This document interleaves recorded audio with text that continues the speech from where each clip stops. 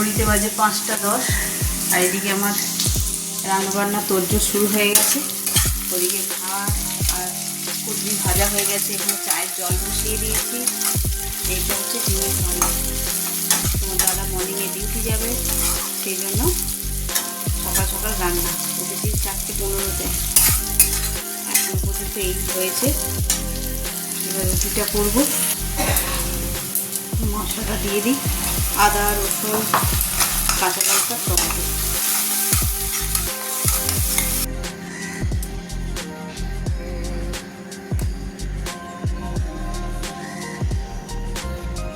আকাশে এখনো যেন কেমন একটা ঘন মেঘ, সূর্যের কোনো দেখা নেই। ঘড়িতে যেহেতু 5টা 15 বাজে, এই সময় তো সূর্য উঠে যাওয়ার কথা, দেখছি যে সূর্যের কোনো পাত্তা নেই। তার মানে আকাশে হালকা মেঘ আছে। আর এদিকে কালকে তোমাদের বলছিলাম একটা গাছে ফুল কমে এসছে, তো আরেকটা গাছে দেখো ফুলে ভরে গেছে। আর ফুলের কুঁড়িগুলো ছোট্ট ছোট্ট মুক্ত দানার মতন লাগছে, কি অপূর্ব দেখতে লাগছে। ফুলগুলো একদম ফুটে যায় তো। চারিদিকে গাছপালা একদম স্তব্ধ হয়ে গেছে, একটু হাওয়া বাতাস নেই, কিচ্ছু নেই।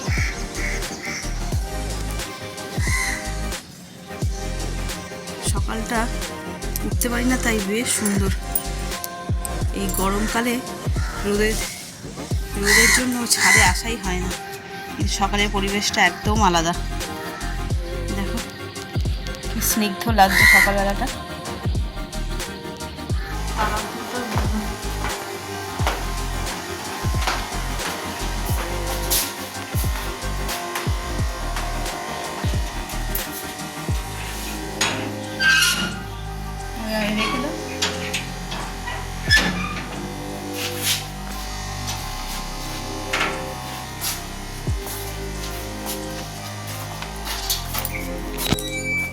টাটা।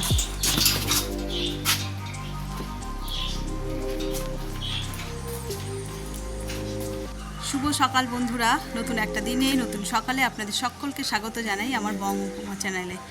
আর শুক্রবার, ঘড়িতে বাজে 8টা সকাল। আকাশে কিন্তু মেঘাচ্ছন্ন, সেই সকাল থেকেই দেখছি।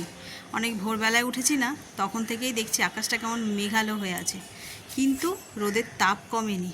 এই যে ছাদে এসেছি, ঘেমে নিয়ে স্নান হয়ে যাচ্ছে, এত গরম। শুধু এখন বলে না, এখন তো 8টা বাজে।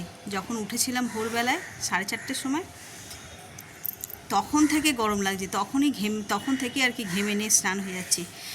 সকালে তো এক পোস্ত রান্না হয়ে গেছে, ওর বাবা নিয়ে চলে গেছে। বাকিটা করছি, মানে স্নান করার আগেই খানিকটা করে নিয়েছি। এবার শুধু মাছটা আনলে সেটাই করব। তো চলো দিনটাকে আজকে এখান থেকেই দারুণভাবে শুরু করি। আজকে মনে হয় খুবই গরম পড়তে চলেছে, জানি না কি মানে বেলার দিকে কি হবে। এই সকালের দিকে এই অবস্থা, আর যত দিন গড়াবে তত গরম বাড়বে। আমার যা রান্নাঘরে উল্টো দিকে যে দিদিভাই থাকে, ওই দিদিভাই তখন কটা বাজে, 5:30 মতন বাজে, তখন স্নান করে ছাদে এসছে জামা কাপড় মেলতে। আমাকে দেখে বলছে কি গরম না গো। আমি যে ভোর 5:30টার সময় যদি এরকম লাগে অস্থির, তাহলে এই 10টা 11টার সময় কী কাণ্ডটাই না হবে।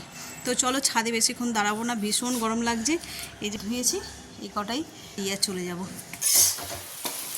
ঢ্যাঁড়সের ঝালটা হয়ে গেছে। আর আজকে বাজারে তেমন মাছ পাইনি, বললো মাছের ডিম এনেছে। এটা কিন্তু আমাদের সকলের খুব পছন্দের, মাছের ডিম ভাজা তো খাই, তাছাড়াও আমরা এটাকে না বড়া করে তারপর কারি বানাই, ওটা দিয়ে ভাত খেতে হেভি লাগে। চলো এটাও করতে হবে। এমনি ভাত ডাল আর সবজি টবজি যা করা হয়ে গেছে, শুধু এইটুকুনি করবো।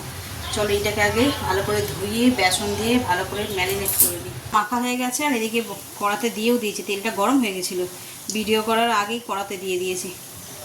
চলো এগুলোকে ভালো করে ভেজে নিয়ে তারপরে কারি বানাবো। তার জন্য দেখো বড়াগুলো কিছু ডোবা ডোবা হয়ে ফুলেছে, এই জিনিসটা বেশ লাগে।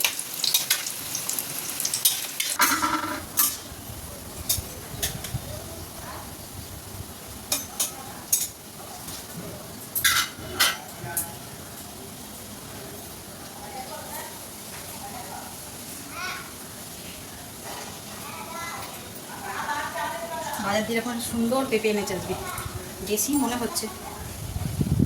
শক্তও আছে কিন্তু রাখা যাবে না, রাখলেই না আর দেশি পেঁপে একটুখানি কচকচ করলেই ভালো লাগে।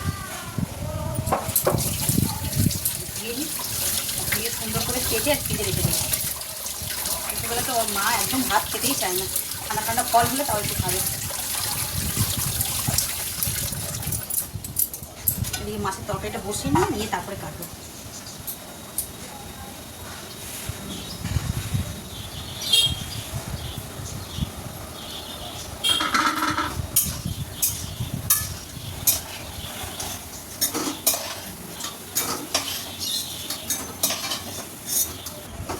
এই দেখো সব কটা বড়া ভাজা হয়ে গেছে, এবার এই বড়াগুলোর কারি করে নেবো।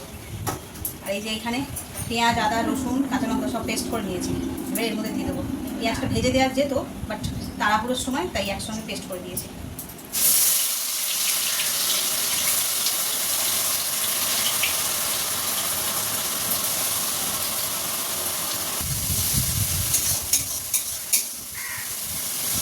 মশলাটা কষানো হচ্ছে, এবার এর মধ্যে দিয়ে দেবো হলুদ,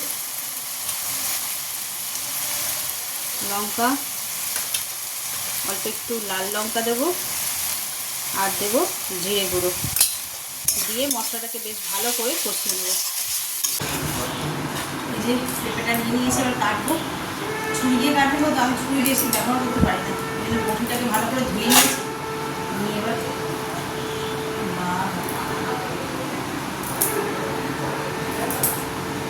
দারুণ পেঁপে।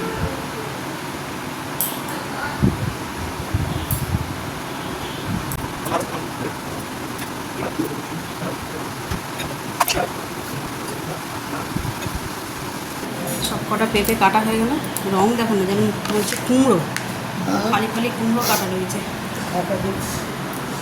এটা বুঝে গেছে কোথায়, কোনটা আবার বুঝে গেল? এটা তো গোড়াটা, এটা তো দানা। এই যে এদিকে আমার মাছের তরকারিও রেডি প্রায়, মাছের নয়, মাছের ডিমের বড়া। এটাকে দিয়ে দেবো জল। এবার বড়াগুলো দিয়ে দেবো, সব বড়া দেবো না, কিছু বড়া ভাজাও খাবো, এটা ভাজা খেতে ভালো লাগে বেশ। টক ডাল করেছি, সেই দিয়ে ভাজা হবে।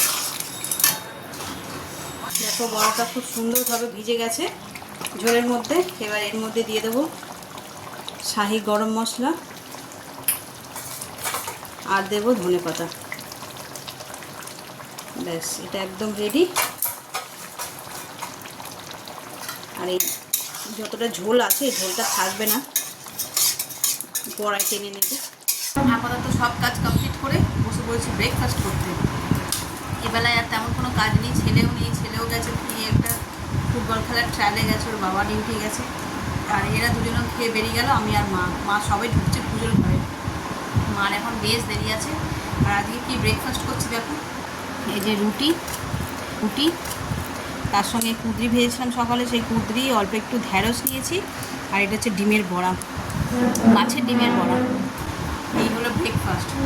চলো ব্রেকফাস্টটা সারি, যা গরম, বেশি লাফালাফি করা যাবে না আর কি, মানে লাফালাফি ইন দ্য সেন্স বেশি কাজকর্ম করা যাবে না। একবার যাবো ছাদে, গিয়ে জামা কাপড়গুলো তুলে নিয়ে চলে আসবো, ব্যাস, আর কোনো কাজ নেই। চলো খেয়ে নিই, রুটি খেতে ইচ্ছা করছে না, যেহেতু আজকে ঘরে কেউ নেই, রুটিগুলো নষ্ট হবে তাই খেয়ে নিচ্ছি। ঘড়িতে বাজে 2টো, সেই সকালবেলা থেকে কাজ করে উঠে এই যে ঘরে বসেছিলাম, তারপরে এই 2টো বাজলো। বসেছিলাম মানে ভিডিও এডিট করছিলাম এই ঘরে বসে, আর তেমন কোনো বাইরের কাজ করিনি গরমের জন্য। তো এই যে এবার খাওয়া নিয়ে বসেছি। আজকে দুপুরে আমি একা, ছেলে বললাম গেছে খেলতে, সে এখন আসেনি, ফোন করলাম দেরি হবে, তো আর বেশি দেরি করলাম না, আমি নিয়ে বসে পড়েছি। আর আজকে কী কী রান্না হয়েছে তোমরা তো সকলেই দেখেছো, চলো দেখাই। এই যে একেবারে এক থালার মধ্যেই নিয়ে নিয়েছি ভাত, এটা হচ্ছে আম দিয়ে ডাল, বড়া ভাজা, মাছের ডিমের বড়া, ঢ্যাঁড়সের ঝাল, আর ডিমের কারি, এই নিয়ে বসেছি। তো চলো খাওয়া দাওয়াটা সেরে নিই, আবার বিকেলে দেখা হচ্ছে।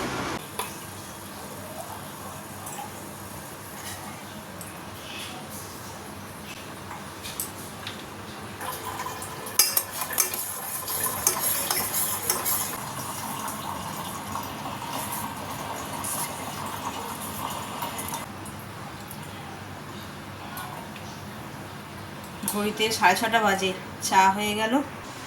আর আমার এই কন্ডিশন, ঘেমে নে স্নান, এদিকে জল পড়ছি। এখনও গাছে জল দিতে যেতে পারিনি না যাইনি। এইখানে আমাদের এই ঘরের কলে জল গরম তেতে আগুন হয়ে আছে, সেই জন্য আর ছাদে গেলাম না। পুরো মানে কি বলবো, ওই জল যদি দিই তাহলে একদম আর দেখতে হবে না গাছ।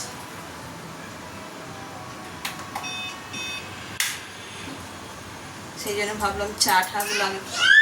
হ্যাঁ বলো, খাওয়া হয়েছে? খাওয়া হয়েছে?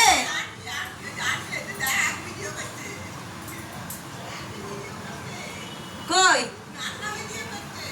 কই ঘন্টু বুড়ি কই? খাওয়া হয়ে গেল?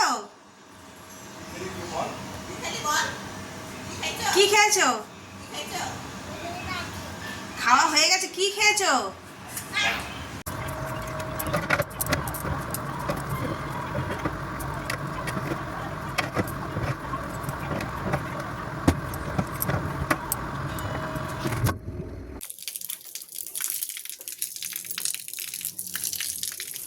এখনো জল গরম, পাইপটাকে আগে সোজা করে নিয়ে তারপর জল দেবো।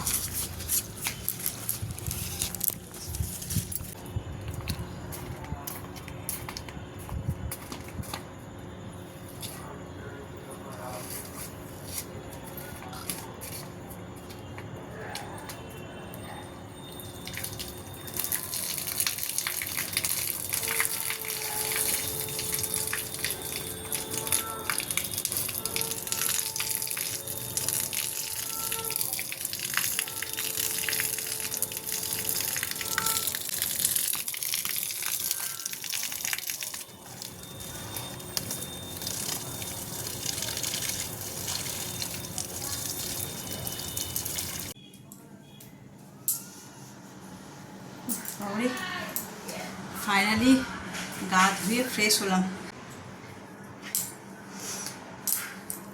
এই জাস্ট গা ধুলাম, মাথাও ভিজে গেছে, ধুয়ে ফ্রেশ হলাম।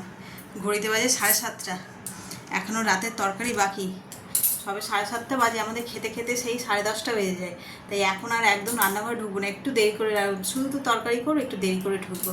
তো চলো এখন একটুখানি শান্ত মনে বসি। ছেলেটাও নেই, পড়তে গেছে, মানে বিরক্ত করারও কেউ নেই। একদম ঘর অন্ধকার করে চুপচাপ বসে থাকবো, তারপরে 9টা বাজলে গিয়ে তরকারি করবো। গরম আমার একা লাগছে না জানি, সবারই প্রত্যেকেরই লাগছে। আর জল খেয়ে খেয়ে দিন কাটাচ্ছি। তোমরাও বেশি পরিমাণে জল খাও আর ফল খাও, ভাত না খেলেও চলবে। এমন মানে ভাত তো খেতেও ইচ্ছা করছে না। দেখলে সকালবেলায় ওই যে সব পঞ্চব্যঞ্জন সাজিয়ে নিয়ে বসেছি, এবার 2-4 গাল খাওয়ার পরে আর ইচ্ছা করে না খেতে। টকটা ভাল লাগে, কিন্তু এখন না ওই টক কী বলে, আমের যে টক আম সেটা আর পাওয়া যায় না, সব কাঁচা মিঠে আম, যার কারণে এই টক ভাবটাই নেই। তো ভাত করেছিলাম, ডাল করেছিলাম, ডালটা একদম টকই হয়নি, বেকার লাগছিল খেতে, ওই জন্যই আরও খেতে ইচ্ছে করছিল না। তো চলো এখন রাখি, আর রাতে কি তরকারি করবো এখন ডিসাইড করিনি, যা করব তোমাদের সঙ্গে শেয়ার করব। তরকা করব বলে এই যে মশলা রেডি করে নিয়েছি। এখানে পেঁয়াজ, লঙ্কা, টমেটো, এখানে আদা রসুন সব অল্প অল্প করে রেডি করে, এখনো কুচানো হয়নি। তো আর এখানে প্রেসারে আমি সিদ্ধ করে নিয়েছি, এখানে তেল দিয়ে দিয়েছি, তেলটা গরম হয়েই এসছে।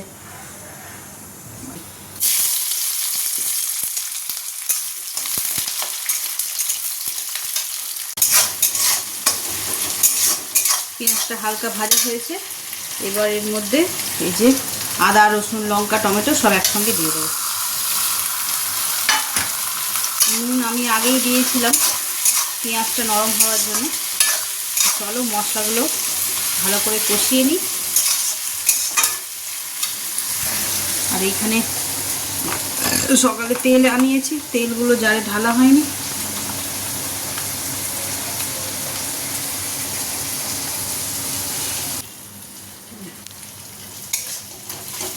গ্যাসও শেষ হয়ে গেল মশলা কষতে কষতে। চলো ডালটা ঢেলে দিই, দিয়ে ছেলেকে বলি গ্যাসটা লাগিয়ে দিই।